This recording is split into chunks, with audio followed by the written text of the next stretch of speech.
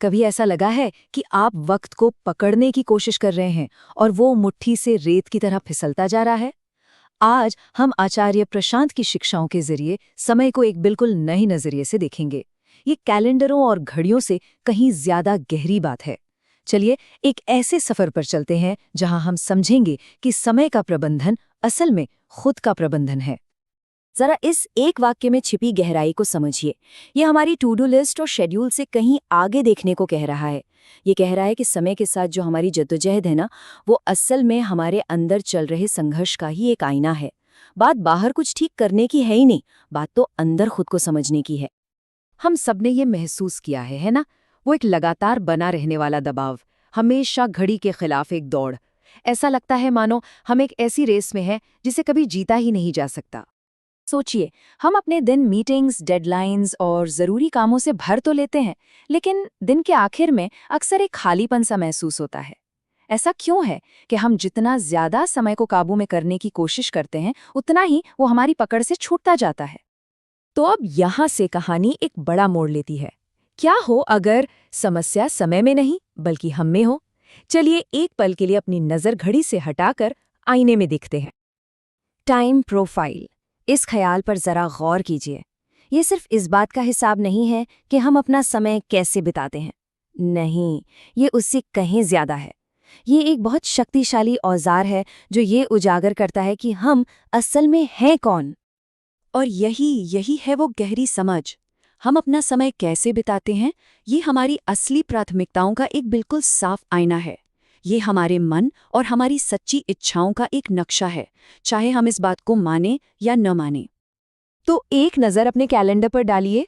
क्या वो उन चीज़ों से भरा है जिन्हें आप सच में महत्व देते हैं, या फिर उन कामों से जिन्हें आपको लगता है कि आपको करना चाहिए? आपका शेड्यूल आपके असली मूल्यों का एक बहुत ही ईमानदार दस्तावेज है। अब हम एक ऐसी सच्चाई का सामना करने जा रहे हैं जो थोड़ी कठोर है। समय की अपरिवर्तनीय प्रकृति।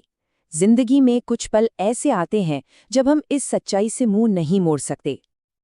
उस एक पल के बारे में सोचिए, जब कोई बहुत जरूरी मौका हाथ से निकल गया हो, एक ट्रेन जो छूट गई, कुछ शब्द जो कहे नहीं गए। उन पलों में हमें एहसास होता है कि गुजरा हुआ वक्त कभी लौट कर नहीं आता। ये एक सरल और कभी न रुकने वाली सच्चाई है।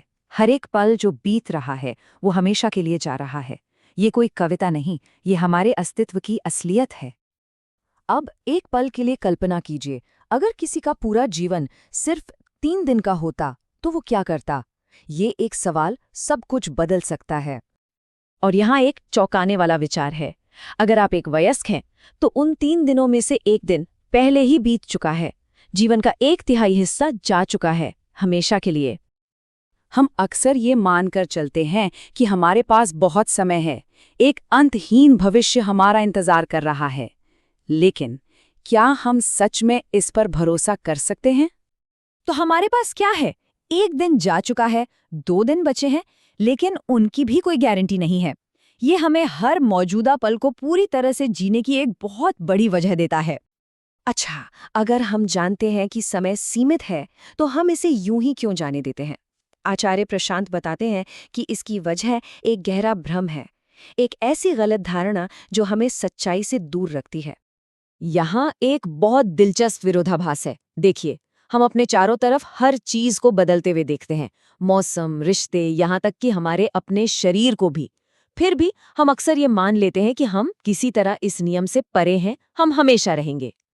ये विश्वास कि हम अमर हैं, कि समय हमारे लिए अलग तरह से काम करता है, यही हमारी सबसे बड़ी गलती है। और यही हमें वर्तमान में जीने से, हर पल को उसकी पूरी कीमत देने से रोकता है।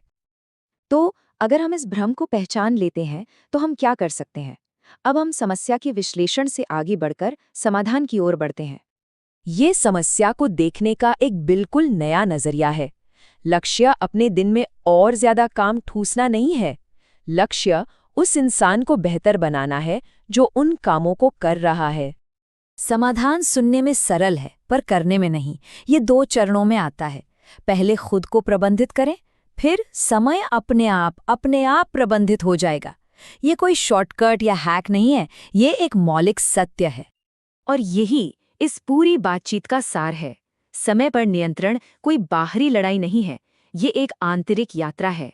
जब हम खुद को समझ लेते हैं और सही दिशा में ले जाते हैं, तो समय हमारा दुश्मन नहीं बल्कि सहयोगी बन जाता है। तो अंत में सवाल ये है, जब कोई अपने बिताए हुए समय को देखता है, तो उसमें उसे अपना कौन सा रूप दिखाई देता है? कैलेंडर सिर्फ तारीखों का हिसाब नहीं है, ये किसी की रूह की तस्वीर है। इसे ध्यान से देखना बहुत जरूरी है।